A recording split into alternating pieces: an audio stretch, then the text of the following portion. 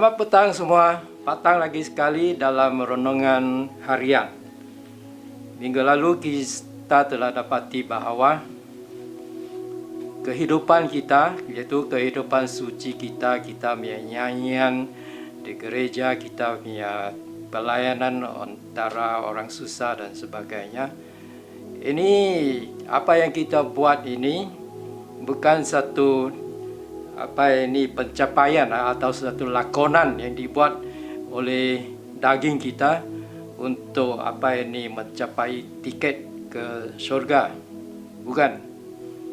Kita buat apa yang kita buat, yaitu menyembah dan mengasihi sesama manusia dan Tuhan. Itu ialah ekspresi luaran daripada satu perubahan, transformasi dalaman yang dilakukan di dalam jiwa dan hati kita oleh Roh Kudus yang tinggal di dalam kita. Kita sambung kita punya renungan dalam buku Galatia. Hari ini saya nak kongsi daripada Galatia bab 3 ayat 6 hingga ke ayat 9. Dan saya akan baca. Izinkan saya baca. Samalah sebagai Abraham, dia mempercayai Allah dan hal itu diperhitungkan baginya sebagai perbenaran. Oleh itu ketahuilah, hanya mereka yang beriman dianggap anak cucu Abraham. Oleh sebab telah diketahui bahawa Allah akan memperbenar bangsa asing melalui iman, kitab suci telah menyampaikan Injil itu kepada Abraham terlebih dahulu. Melalui engkau semua bangsa akan diberkati. Dengan demikian semua orang yang beriman diberkati bersama Abraham yang beriman. Saya nak jadi percaya dalam Yesus Kristus lebih kurang 40 lebih tahun dululah waktu saya di universiti. Selepas saya sudah menjadi Kristian mungkin buat 5 atau 6 tahun dan saya sudah mulai melayani, saya dengar satu khutbah oleh seorang pengkhutbah. Dia kata di dalam Alkitab ada 2 cara macam mana orang yang berdosa boleh diselamatkan. Dan satu daripada 2 cara itu tidak boleh selamatkan orang. Dia kata one of the ways does not work. Jadi hari ini kita mau kaji sama ada itu kenyataan itu benar atau tidak benar. Dalam Alkitab ada 2 cara penyelamatan dan satu cara tidak berfungsi. Okey, dari petikan saya ini yang saya baca tadi, kita dapati bahawa di dalam sejarah Alkitab kita dapati seawal buku Kejadian, ada satu orang telah diselamatkan oleh iman, iaitu Abraham. Kita baca ini, apa yang Tuhan mengatakan mengenai Abraham. Dia mempercayai Allah dan hal itu diperhitungkan baginya sebagai perbenaran.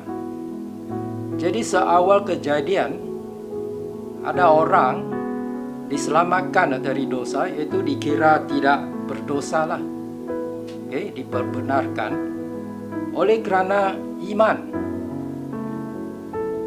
Tapi kita mau tanya, ini Abraham punya hal 4,000 tahun dulu dia telah dikira benar oleh kerana dia percaya Tuhan. Dia pada masa itu dia sudah lebih kurang 86 tahun. Dia punya isteri Sarah mungkin 36 tahun. Mana boleh dapat anak. Tapi Tuhan janji kamu akan dapat anak. Dan dia percaya saja. Jadi kepercayaan itu dihitungkan kepada dia sebagai perbenaran.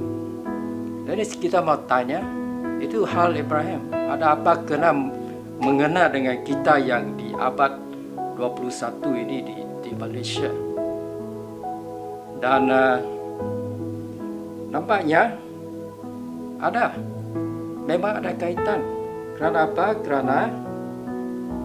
Kerana dalam ayat 7 Paulus mengatakan kepada orang Galatia yang sudah percaya, dan mereka ingat mereka kembali kerjakan keselamatan dengan mematuhi hukum Taurat. Dia kata dalam ayat 7, oleh itu ketahuilah hanya mereka yang beriman dianggap anak cucu Abraham. Kita beriman juga, kita percaya Yesus Kristus.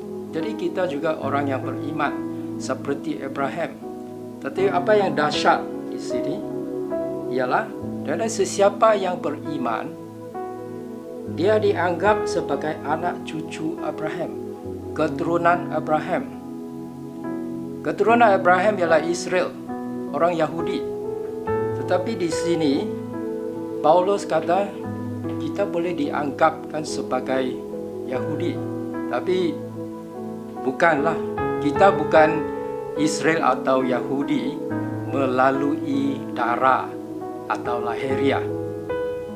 Kita sebenarnya menjadi anak cucu Abraham oleh kerana iman. Jadi kita boleh dianggapkan, kita yang percaya, orang percaya yang membentukkan gereja di seluruh dunia, boleh dianggapkan sebagai Israel spiritual. Apa yang hairan atau sangat dahsyat bagi kita yang dianggapkan sebagai anak cucu Abraham ialah oleh kerana kita ialah anak cucu Abraham, kita layak menerima atau menikmati semua janji-janji yang dibuat oleh Allah kepada Abraham. Apakah janji-janji itu yang dibuat oleh Allah kepada Abraham? Ini kita boleh baca dalam Kejadian 12. Saya baca. ini dia punya janji Allah kepada Abraham. Aku akan membuat kamu menjadi suatu bangsa yang besar. Aku akan memberkati kamu dan menjadikan namamu hebat. Kamu akan menjadi suatu keberkatan. Aku akan memberkati mereka yang memohon berkat bagi engkau, dan aku akan mengutuk mereka yang mengutuk engkau. Melalui engkau, semua kaum di bumi akan diberkati. Wow, ini memang sangat dahsyat. Kita dianggap sebagai anak cucu Abraham, dah hak menerima berkat ini semua. Kita akan menjadi satu bangsa yang hebat. Kita akan menjadi satu komuniti yang ramainya penduduk, dan kita akan menjadi berkat kepada dunia. Dan sesiapa yang memberkati kita, Tuhan akan memberkati mereka. Dan sesiapa yang mengutuk kita akan dikutuk oleh Tuhan. Wow, ini blows the mind, fantastic. Inilah apa yang Tuhan memberikan orang yang dianggap anak cucu Abraham. Dan tentu sekali juga janji-janji ini semua ialah untuk Yahudi atau Israel secara yang turun dari Abraham secara lahiriah, secara darah. Okay. Jadi ada kaitan Abraham, apa yang Abraham buat ini ada relevan untuk kita. Dan kita sudah nampak satu sebab, yaitu di dalam ayat 7. Tetapi ada lagi satu sebab mengapa iman Abraham ini ada kaitan dengan kita. Dan ini adalah di dalam ayat 8. Kita baca. Oleh sebab telah diketahui bahawa Allah akan memperbenar bangsa asing melalui iman, kitab suci telah menyampaikan Injil itu kepada Abraham terlebih dahulu. Melalui engkau semua bangsa akan diberkati. Melalui engkau. Apa ini engkau? Abraham sudah mati. 4,000 tahun dulu dia sudah mati. Macam mana dia akan menjadi berkat kepada semua bangsa? Caranya ialah melalui dia punya keturunan. Dan ada seorang keturunan yang memang memberi berkat yang paling besar sekali di dalam dunia. Dan kita ialah orang yang telah menikmati berkat itu. Siapakah keturunan Abraham itu yang menjadi berkat yang paling besar sekali kepada dunia? Orang itu namanya ialah Yesus Kristus. Dan kita telah mempercayai Yesus Kristus. Jadi itulah kita dapat berkat. Jadi Paulus panggil itu Injil lah. Jadi Injil telah sudah ada wujud lah 4,000 tahun dulu. Dan sekarang di dalam abad 21 kita ialah orang yang menikmati berkat itu melalui iman dalam Yesus Kristus. Jadi ini ialah sesuatu yang sangat dahsyat juga. It blows the mind. Kita ialah community yang diberkati.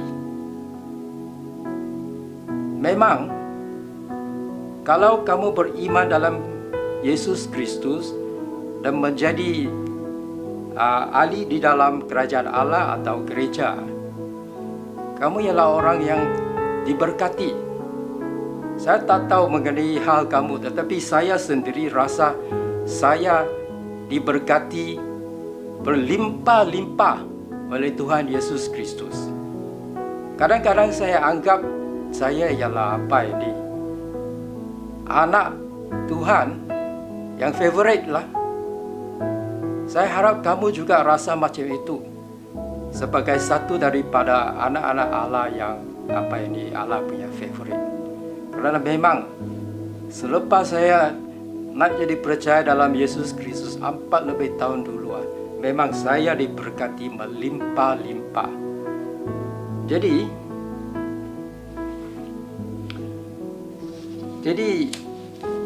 kita dianggap sebagai anak cucu Abraham dan akan diberkati. Kita akan menjadi berkat kepada dunia. Jadi gereja Yesus Kristus hari ini di dalam dunia, di dalam abad 21 ini ialah community yang diberkati. Semua bangsa akan diberkati dan kita diberkati. Tetapi kita mesti tahulah bahawa kita diberkati untuk memberkati orang lain. Jadi sebab itu gereja ini melalui dia punya misi dan gereja-gereja baik, misi kita punya missionary di East Malaysia kah, di China kah, kita punya pekerja baik macam JB Jonathan Benedict dan Brian Seng Ubil. Mereka menjadi berkat kepada orang lain. Jadi kita mesti ingat itu. Kita ialah bangsa atau umat-umat yang diberkati untuk menjadi berkat kepada orang lain. Jadi itu dua sebablah mengapa iman Abraham itu ada kaitan dengan kita. Nombor satu, oleh kerana kita menjadi anak cucu Abraham. Nombor dua, oleh kerana melalui dia kita sudah diberkati oleh oleh Yesus Kristus, kita diberkati untuk menjadi berkat. Kita balik kepada intro saya. Intro saya ialah macam mana saya dengar pengkhotbah. Itu pengkhotbah memang saya hormati dia. Dia kata ada satu cara yang tidak boleh selamatkan orang yang berdosa. Apakah cara itu? Tapi saya rasa dia punya maksud ialah hukum Taurat itu diberi kepada Israel untuk selamatkan mereka, tetapi dia tak boleh berfungsi. Kerana mematuhi hukum Taurat, Israel tidak diselamatkan. Jadi secara itu dia maksudlah. Sebab itu dia kata one way does not work. Jadi kita mesti tahulah mengapa hukum Taurat diberi kepada Israel kalau dia bukan diberi untuk selamatkan mereka. Ada banyak sebab. Hukum Taurat sebenarnya ialah pengawal bagi Israel. Hukum Taurat itu ialah pimpinan cara hidup. Hukum Taurat itu ialah menunjukkan kepada Israel bahawa mereka tidak boleh laku baik, tidak boleh mematuhi. Sebab itu akhirnya mereka dibuanglah. Itu tetapi berdosa dalam semua manusia termasuk di dalam hati Israel. Sebab itu akhirnya mereka dibuang negeri. Jadi hukum Taurat bukan itu 10 Commandments saja atau 10 hukum. Hukum Taurat termasuk hukum-hukum yang ada di imamat. Jadi di imamat, hukum Taurat itu akhirnya menunjukkan bahawa penyelamat Israel, Mesias mereka, Yesus Kristus, ialah manusia itu yang menggenapi hukum-hukum di dalam imamat. Kerana dia, Yesus Kristus, adalah anak domba Allah yang hapuskan semua dosa di dalam dunia. Jadi, maka sebagai kesimpulan, di dalam Alkitab sebenarnya ada hanya satu cara saja macam mana manusia yang berdosa boleh diselamatkan, yaitu melalui iman. Abraham 4000 tahun dulu dia percaya Tuhan atau Allah. Kita hari ini mempercayai Yesus Kristus, anak Allah. Dia sebenarnya ialah Allah. Jadi kita diselamatkan, kita diberkati untuk memberkati orang lain. Jangan lupa itu. Tuhan berkati.